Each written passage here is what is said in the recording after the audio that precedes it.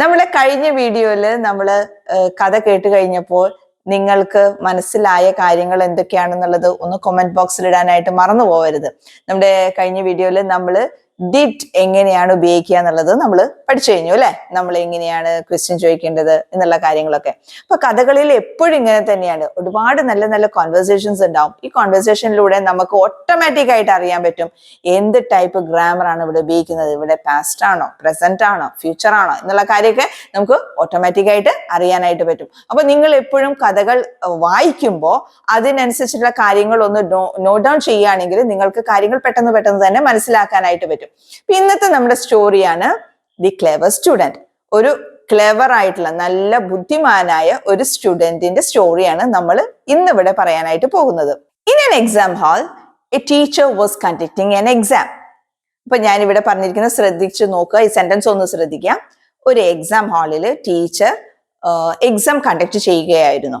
ഈ എക്സാമിന്റെ മുൻപിൽ ഞാൻ ഉപയോഗിച്ചിരിക്കുന്നത് ആൻ എന്നാണ്.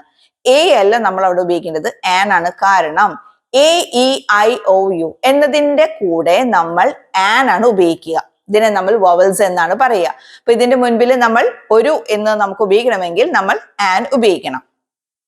And the teacher told to put down their pencil when the exam came to an end.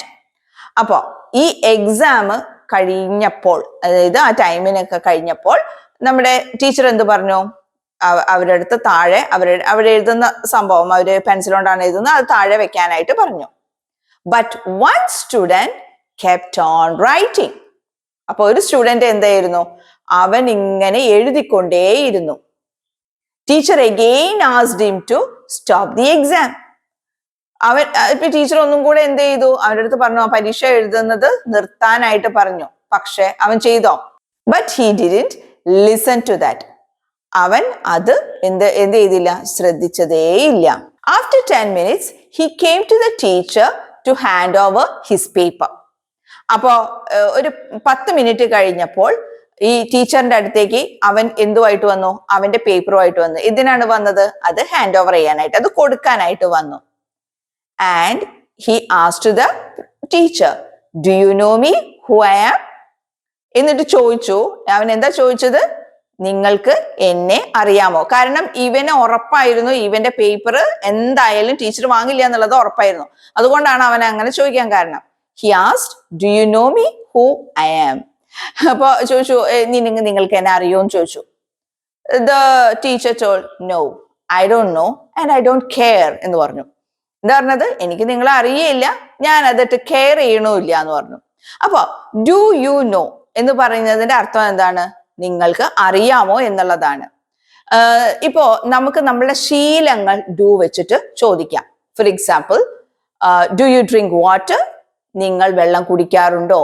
നമ്മുടെ ശീലങ്ങൾ നമുക്ക് ഇങ്ങനെ ചോദിക്കാം. അപ്പോൾ do you take bath every day? നിങ്ങൾ എല്ലാ ദിവസവും കുളിക്കാറുണ്ടോ? Do you eat biryani every day? നിങ്ങൾ ബിരിയാണി കഴിക്കാറുണ്ടോ? ഇനിയിപ്പോ ഞാൻ ഒരു ചോദ്യം കൂടെ ഇവിടെ ചോദിക്കാം. നിങ്ങൾ എന്നും കാർ ഓടിക്കാറുണ്ടോ? നമുക്ക് എങ്ങനെയാ അത് ചോദിക്കാൻ പറ്റുക? Do you drive car every day? അപ്പൊ നിങ്ങൾക്ക് എന്ത് കാര്യം, നിങ്ങളുടെ ശീലങ്ങൾ എന്ത് തന്നെയാണെങ്കിലും ഡു വെച്ച് നിങ്ങൾക്ക് ചോദിക്കാവുന്നതാണ്.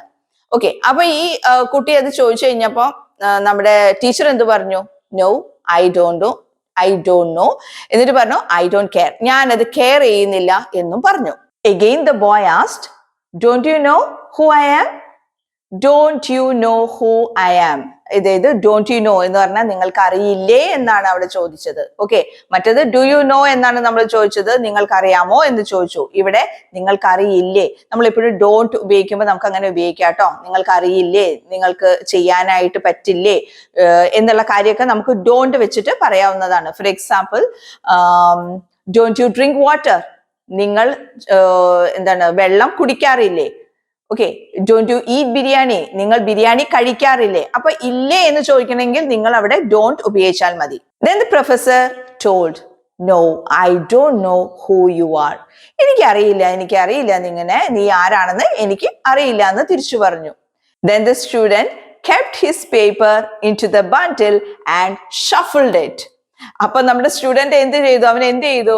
അവൻ ആ ബണ്ടിലേക്ക്, അതായത് പേപ്പറുകൾ അവിടെ ഇരിക്കുന്നുണ്ടല്ലോ, ആ ബണ്ടിലേക്ക് തന്റെ പേപ്പർ വെച്ചിട്ട് അത് അങ്ങോട്ട് ഷഫിൾ ചെയ്തു. ഷഫിൾ ചെയ്യാന്ന് പറഞ്ഞാൽ എന്താ? അതിട്ട് അങ്ങോട്ടും ഇങ്ങോട്ടും മാറ്റി മറിച്ചു.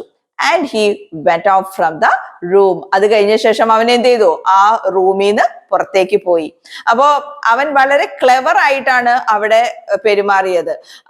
അവന്റെ, കാരണം അവൻ ആരാണെന്നോ അവന്റെ പേരെന്താണോ ഒന്നും ഈ ടീച്ചർക്ക് അറിയില്ല. അപ്പോ അവൻ ആ പേപ്പർ വെച്ചപ്പോ അവന്റെ പേപ്പർ ഏതാണെന്ന് അറിയാനും ടീച്ചർക്ക് ഒരു വഴി ഉണ്ടായിരുന്നില്ല.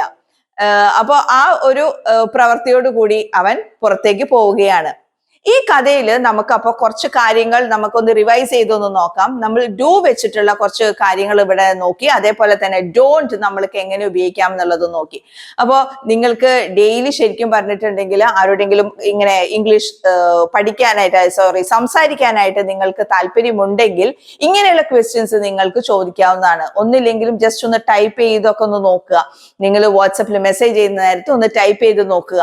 അപ്പോ നിങ്ങൾക്ക് പല പല കാര്യങ്ങൾ ഇതേപോലെ തന്നെ ചോദിക്കാനായിട്ട് പറ്റും. അതിൽ നിങ്ങൾക്ക് കോൺഫിഡന്റ് ആയിട്ടുണ്ടെങ്കിൽ നിങ്ങൾക്ക് സ്പീക്ക് ചെയ്യാനും സാധിക്കുന്നതാണ്.